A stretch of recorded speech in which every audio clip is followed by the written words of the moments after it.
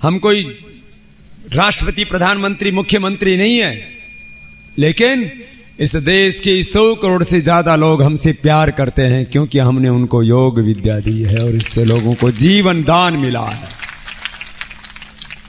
अंधों को आंख मिली है, बहरों को कान, गूंगों को जबान, लंगड़ों को टांग, जो जिंदगी और मौत के बीच जूझ रहे थे।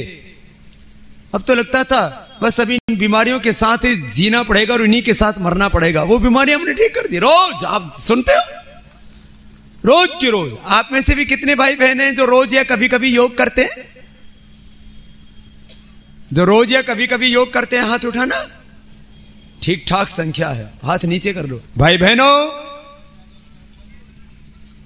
इस योग के द्वारा करोड़ों लोगों की जिंदगियां बदल गई हैं। सुबह सुबह योग करो, सुबह सुबह सब योग करो, फिर दिन में सब अपना अपना काम करो। सो योग करेंगे तो बच्चों की पढ़ाई अच्छी होगी। योग करेंगे तो बोलो बच्चों की पढ़ाई।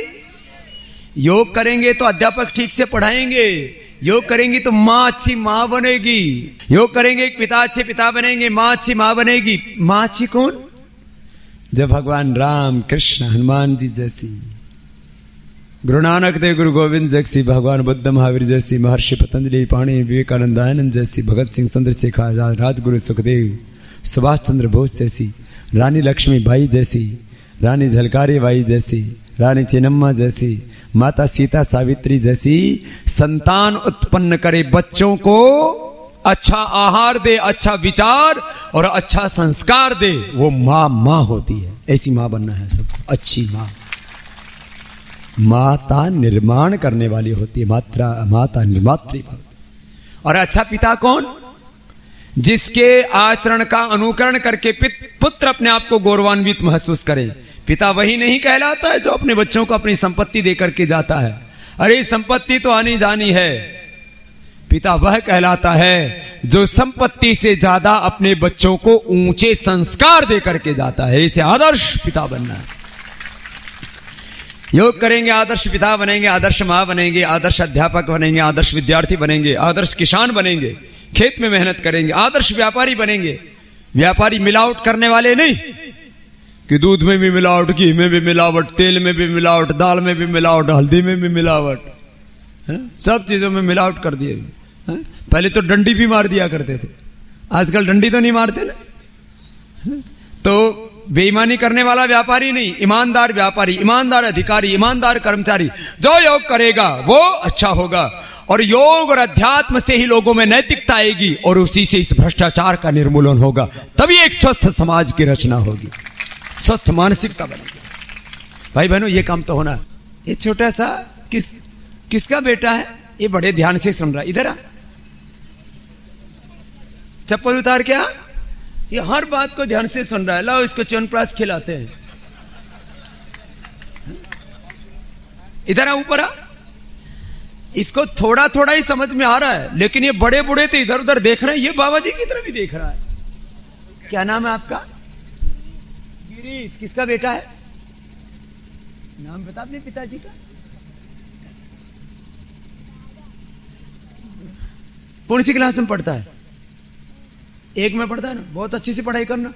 बोला क्या नंबर जिंदगी में कैसा बनना है? नंबर 1 बनना। अब ये ऐसे बच्चे बड़े बनेंगे। अरे कम से कम इसने पैंट तो पहन रखी है। इतनी उम्र में हम तो कच्छा भी नहीं पहनते थे। हाँ? ले च्यवनप्राश खाना, तगड़ा हो जाएगा। ठीक है, जा। ध्यान से सुन रहा है बात को। बैठा हो इसको आराम से। ऐसे बच्चों को गुरुओं के पास लाया करो, उनसे सीख के जाएंगे, जिंदगी में आगे बढ़ेंगे। पहले तो हमारे पास में लोग बच्चों को ही नहीं लाते थे।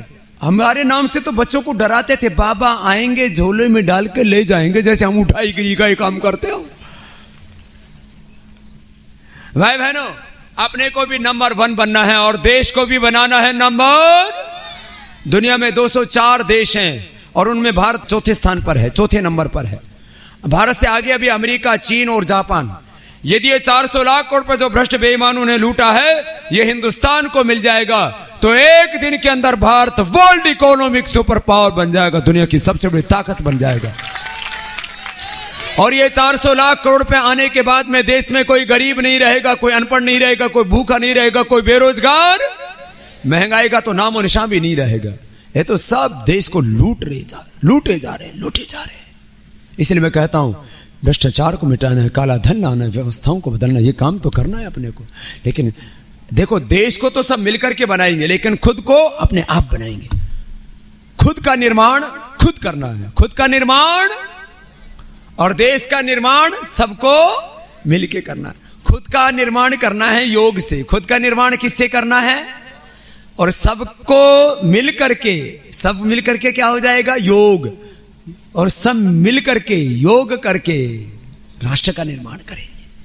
योग से खुद का निर्माण करेंगे और सब मिलकर के सबके सहयोग से, योग से करना है अपना निर्माण और परस्पर सहयोग करके करना है राष्ट्र का निर्माण। योग और सहयोग से ये राष्ट्र आगे बनेगा। योगी बनना है, सहयोगी बनना है। भाई बहनों, अच्छा ये तो बात बताई मैंने देश के बारे में। देश के बारे में बहुत सी बातें हैं, योग शास्त्र, अर्थशास्त्र के बारे में बहुत बात बताता हूं। अब वापस आपकी मूलभूत समस्याओं पर आता हूं। हमारी समस्या क्या है? बोले बाबा माथा दुखता है। तो माथा दुखे तो क्या करें? माथा दुखे तो यदि एसिडिटी बढ़ रही है और कफ बहुत ज्यादा है, बलगम बहुत ज्यादा है, तो गर्म पानी पी के उल्टी कर दो, तो उल्टी से कफ और एसिडिटी तुरंत खत्म हो जाती है। ज्यादातर लोगों को एसिडिटी बनने से सिर में दर्द हो जाता है। तो जिनको भी एसिडिटी होती है वो या तो कुछ दिन लगातार या सप्ताह में एक बार उल्टी कर लिया करें। सुबह सुबह टॉयलेट जाके, शौच जाके पानी पी लो। कितना?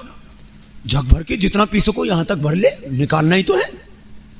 हाँ, उल्टी करना ये क्रिया है योग में। इसको बोलते हैं कुंजर क्रिया। क्या बोलते हैं? कुंजर क्रिया। हाथी जैसे पानी भर के ना और फिर स्नान करता है मजे से, ऐसे ही तुम्हें पानी भर के और उसको निकाल देना है। कई तरह से कुंजर क्रिया की जाती है। पानी से कर लो, सिंपल एकदम। मैं खुद भी कभी कभी कर लेता हूं। 365 दिन हम लोग यात्रा में रहते हैं। किसी दिन थोड़ा भी कुछ गड़बड़ हो गया, थोड़ा सा लगा कि पित्त बढ़ गया, तो कर लिया काम। उल्टी कर लो, सिर में दर्द नहीं होगा। फिर बलगम भी निकल जाता, कफ भी निकल जाता इससे। फिर किसी को ज्यादा ही कफ, किसी इतना भारी रहता है सब, तो फिर क्या करो? तो एक तरीका है, 100 ग्राम पानी में 1 चम्मच रीठा और 1 चुटकी भर त्रिकुटा, सौंठ, पीपल, काली मिर्च को त्रिकुटा बोलते हैं। घर में रखना ही चाहिए। त्रिकुटा, त्रिफला, पंचसकार पहले घरों में रखते थे। सीतोपलादी सब माताओं बहनों को पता होता था। हर घर में ये गिलोय खाते थे। ये तो सब जड़ी बूटी होती है ना। राम राज्य में किसी को बुखार नहीं होता था, तो मैंने बहुत रिसर्च किया इसके ऊपर, क्यों नहीं होता था। सब गिलोय खाते थे, अमृत रस पीते थे, अमृता का रस पीते थे। तो राम राज्य में किसी को बुखार, डेंगू, चिकनगुनिया, मलेरिया नहीं होता था। राम राज्य में कोई किसी को बुखार नहीं होता था और कोई बीमार। सब योग करते थे और जड़ी बूटियों का प्रयोग करते थे। आज भी ये करो, गिलोय पियो, ये घृत कुमारी पियो, कोई बुढ़ा नहीं होगा ना कोई बुढ़िया होगी। एलोवेरा, गिलोय, तुलसी तो हर घर में लगाओ। तुलसी से हमारे यहां इतना प्यार करते थे, ये बालक का नाम ही तुलसी रख दिया था। बाद में वो तुलसीदास हो गया। और तुलसीदास ने ऐसा चरित्र सुनाया भगवान राम का कि आज करोड़ों लोगों की जुबान पर, इस छोटे से गांव में, छोटे से परिवार में पैदा हुए एक बाबा, उन्होंने पूरे देश का नाम पूरी दुनिया में फैला। ऐसे याद, ये